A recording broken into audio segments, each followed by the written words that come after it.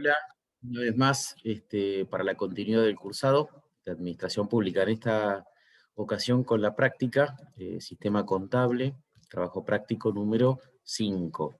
A ver, una guía para que ustedes puedan trabajar con esta actividad. Nosotros en este práctico le planteamos a partir del enunciado los distintos elementos de trabajo y la tarea que vamos a realizar. En tal sentido, en esa tarea, nosotros sobre el final, digamos, del enunciado, van a encontrar esto que ustedes ahora están viendo acá, que es en detalle cada uno de los puntos a desarrollar. En primer lugar, todo lo que tiene que ver con la registración. Recuerden que el proceso de registración tiene dos ámbitos, el registro presupuestario y la contabilidad general.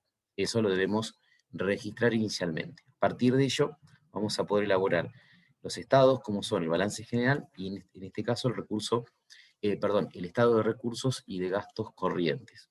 Vamos a tratar de obtener los resultados finales, económico, en sus dos variantes, contable y presupuestario, financiero y el resultado patrimonial, para finalizar con las principales ecuaciones de cierre, conocer el saldo de disponibilidades y cuál tendría que ser el destino según la normativa. Esa es un poco la tarea de este ejercicio práctico. Para eso, la intención en esta introducción es, bueno, y de los elementos que recibo, ¿cómo los comienzo a utilizar? Bueno, fíjate, desde el punto de vista de lo que es el registro presupuestario, que es un registro de partida simple, ustedes en materia de recursos no tienen que registrar la ejecución porque ya está, ya es dada dentro del enunciado. Fíjense que, y acá yo se los replico, en la ejecución de los recursos tienen cada uno de los rubros, tienen la columna total de cuánto fue lo que se devengó en recursos y cuánto fue lo que se recaudó. Es decir, ya está registrada la ejecución. No ocurre lo mismo, y es parte de la tarea inicial, registrar en la ejecución en el registro presupuestario en materia de gastos, porque nosotros ahí les presentamos las distintas operaciones, que son las que ustedes tendrán que interpretar y llevar al esquema de registración. Para ello es muy importante, dentro de los elementos que tienen que utilizar, darse cuenta que en esta etapa se utiliza el clasificador presupuestario, no el plan de cuentas que es propio de lo que es la registración en el ámbito de la contabilidad general. Ustedes van a tener algo más o menos de estas características. En el archivo de Excel, junto a la tarea que van a desarrollar, nosotros le vamos a proporcionar dentro de los esquemas de trabajo este cuadro inicial que va a reflejar el registro de la ejecución en materia de gastos dentro de lo que es el registro presupuestario. Ustedes verán que en primera instancia van a estar las 4 etapas que pasan por el registro presupuestario, desde cuánto fue el gasto o crédito aprobado, cuánto de ello se alcanzó a comprometer, cuánto a devengar y cuánto, digamos, transitó la instancia del pago o del pagado. Una vez que tenemos las 4 etapas registradas, vamos a poder obtener ya, por eso lo indicamos acá, como 2 pautas bien claras en cuanto a fórmulas, como son el saldo al cierre que tenemos una vez que conocemos cada una de estas instancias y la deuda exigible. Luego les voy a comentar algo más, cómo trabajar con esas dos ecuaciones.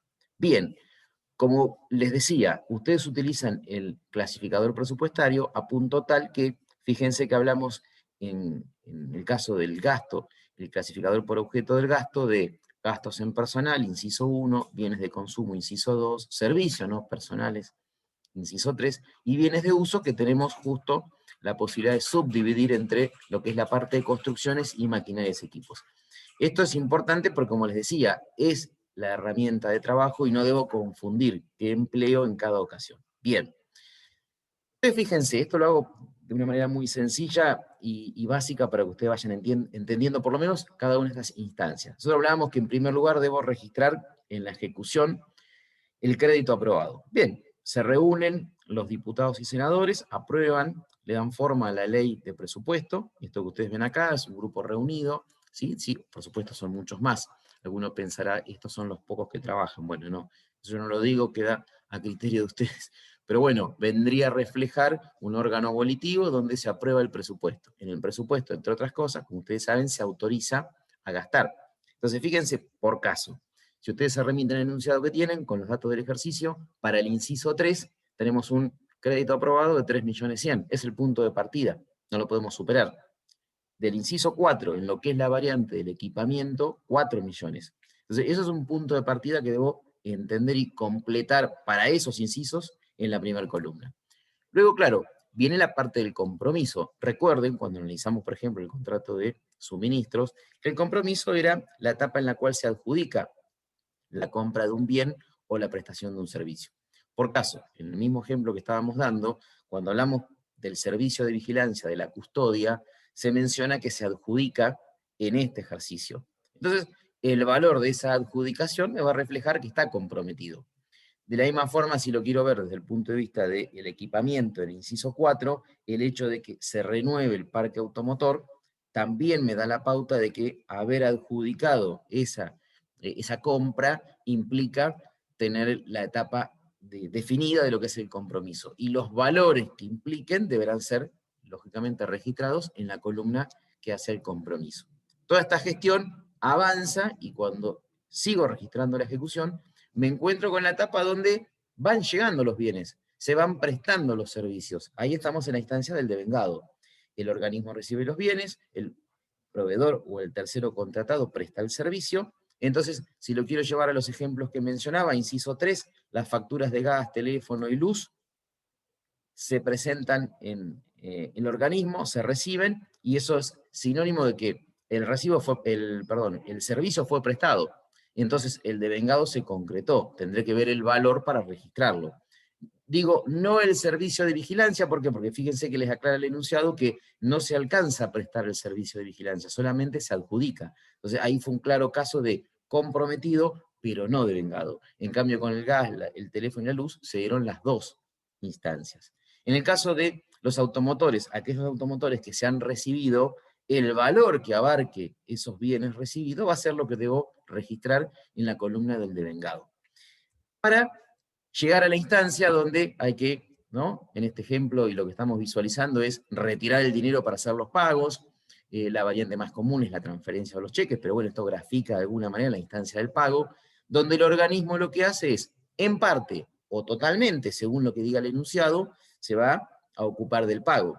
Esa instancia del pago tiene que ser reflejada de acuerdo a los valores efectivamente pagados como parte de la registración en esa columna. Entonces, así fuimos avanzando en la ejecución, partiendo de lo que fue el crédito aprobado hasta llegar al final de las instancias, que es cuando pagamos, digamos, parte del gasto o todo, según se trate en lo que el enunciado manifieste. Perfecto. Las 4 instancias ejecutadas y registradas en el registro presupuestario.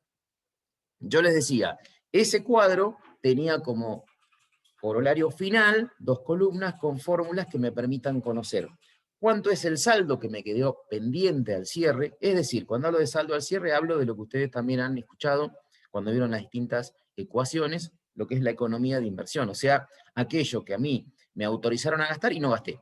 No lo llegué a utilizar o a afectar, imputar a este ejercicio presupuestario. Y en eso, yo tengo que saber que esa es la consigna. Eso es lo que a mí me tiene que dar bien en claro. Ahora, yo tengo que aplicarlo al ejercicio concreto. Bueno, tendría que saber y conocer cuál es la normativa que está vigente o a cuál me voy a referir.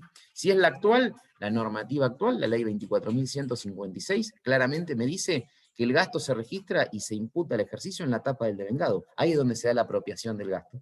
Entonces, si considera que eso ocurre en la etapa del devengado, para mí el saldo al cierre tendría que ser lo que me autorizaron y no devengué. ¿Por qué? Y porque, como les digo, en definición, independientemente del sistema presupuestario, siempre el saldo al cierre es lo que no utilicé dentro de este ejercicio, o sea, autorizado y no gastado. Y en este caso, por nuestra ley, lo autorizado y no gastado es el crédito aprobado menos lo que no alcancé a devengar, ¿sí? Quedó sin utilizar.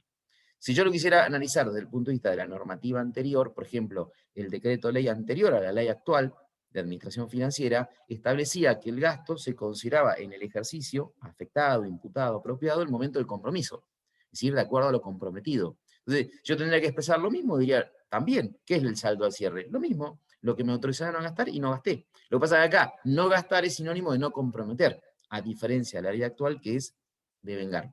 Por eso es importante conocer cuál es lo que la ley que estamos utilizando y empleando fija como sistema presupuestario. De igual forma, Si quiero analizar la otra columna que reflejaba la otra fórmula que veíamos en el cuadro de la ejecución referida a la deuda es aquello que gasté y que no pagué.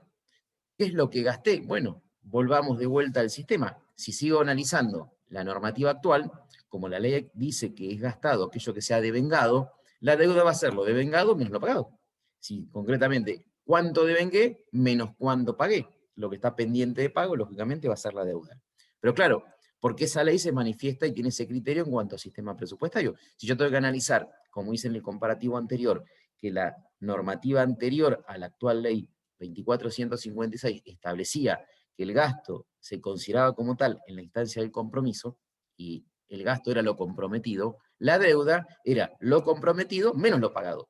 Es decir, estoy analizando la deuda desde un mismo lugar, nada más que adaptada o apropiada a el mecanismo normativo que está vigente. Y así lo puedo analizar con cualquier sistema presupuestario en función de que conozco qué es lo que plantea la deuda o lo que plantea la economía de inversión o el saldo al cierre. A partir de ahí lo adapto según se trate del sistema presupuestario.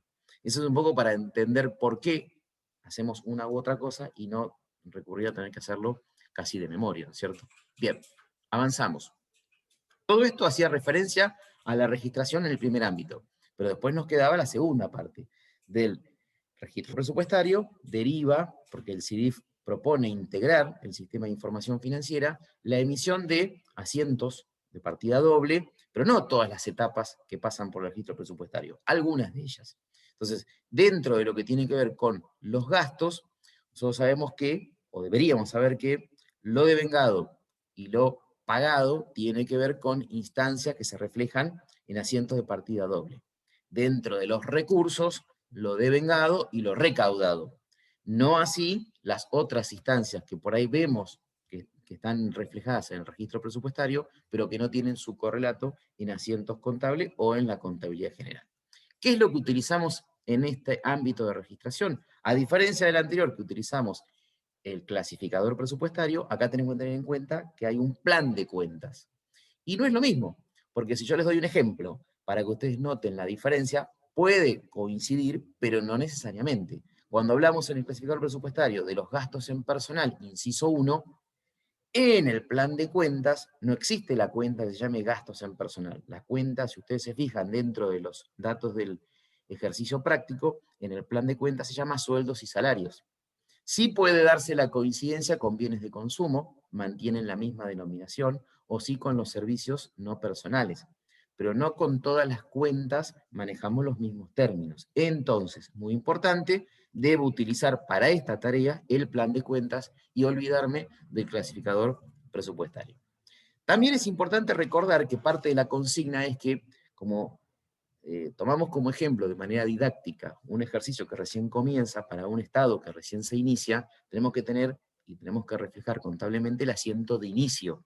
Es decir, ustedes fíjense que como observación dentro del enunciado van a encontrar esto que yo les copio acá, que dice que partimos del supuesto que el patrimonio de este estado, o sea, el capital fiscal, está formado, al ser 2 millones, por terrenos y edificios en 700.000 y maquinarias y equipos en 1.300.000. Eso me debe reflejar contablemente el asiento de inicio. Importante para lo que después continúa. Y como les decía hoy, ¿qué es lo que continúa? Bueno, no todo lo que pasa por el registro presupuestario tiene su correlato o su desarrollo contable en asiento de partida doble. Sí, algunas de las etapas. ¿Cuáles? Bueno, como les decía, si yo me voy a enfocar en los recursos, vean que en la contabilidad general, no el cálculo de recursos representa un asiento contable, pero sí el devengado de los recursos y el cobro. Esto que acá, con cualquier tipo de números, no son necesariamente lo del ejercicio, sino para que ustedes entiendan, esto a modo de que se comprenda, no de que lo repliquen en la ejercitación, tienen otros números ustedes. Si yo tenía un devengado de 4,5 millones y un cobro de 3.600.000, por ejemplo, utilizando el plan de cuentas que ustedes tienen, deberíamos pensar, ¿cómo reflejo el devengado? Bueno, cuentas a cobrar, porque todavía no lo cobré, tengo el derecho a cobrar, pero no lo tengo efectivizado por 4,5 millones, a ingresos tributarios que pueden ser parte de lo que motivó tener esas cuentas a cobrar, impuestos, por ejemplo. Si yo quiero reflejar que de ese total pude cobrar una parte, por ejemplo 3.600.000, debería registrar contablemente caja o banco, alguno de los dos, dependiendo de las cuentas que utilice, que tenga en el plan de cuentas, y cómo se realice, si lo cobro en efectivo, que no es lo más común, o lo cobro por recaudación bancaria, a cuentas a cobrar, porque así de esa manera reflejo el descenso del derecho de los créditos a cobrar, que ya no van a ser más 4,5, sino les tengo que descontar los 3.600 que ya cobré, para que me dé efectivamente el saldo real pendiente de cobro.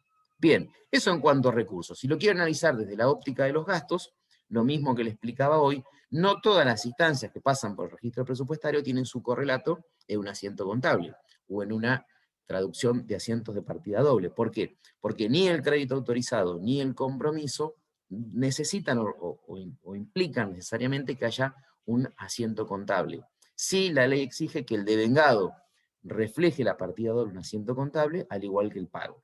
Por eso, siguiendo con un ejemplo cualquiera, a modo de que se pueda comprender nada más, no por nuestra actividad en particular, si yo tengo 4 millones de devengado, podría estar reflejando por caso rodados, o sea, se devengaron en cuanto a la entrega de rodados, y como todavía no los pagué, y reflejo la deuda, cuentas a pagar.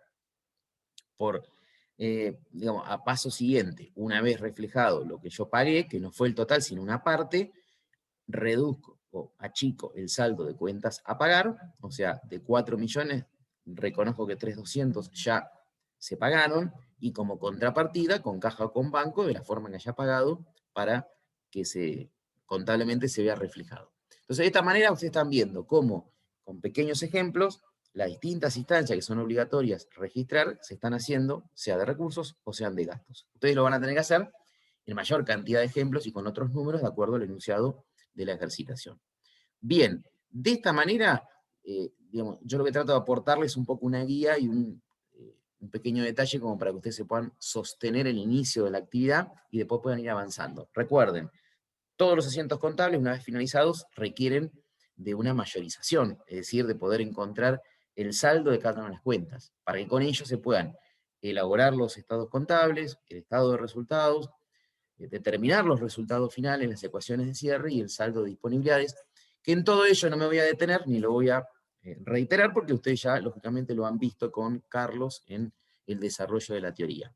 Pero bueno, esto de alguna forma fue una orientación, si se quiere ayudarlos, como para que puedan llevar a cabo esta actividad.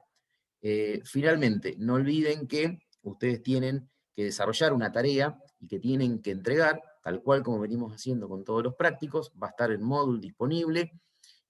Vamos a dejarle el Excel donde ustedes puedan trabajar y luego con él entregar la tarea respectiva. Y bueno, cualquier inquietud, como decimos siempre, a disposición en los días de consulta, y luego lógicamente vamos a tener, como solemos hacer habitualmente, la puesta en común de esta actividad práctica con el control de los resultados y las conclusiones finales. Bueno, es todo, seguimos en contacto.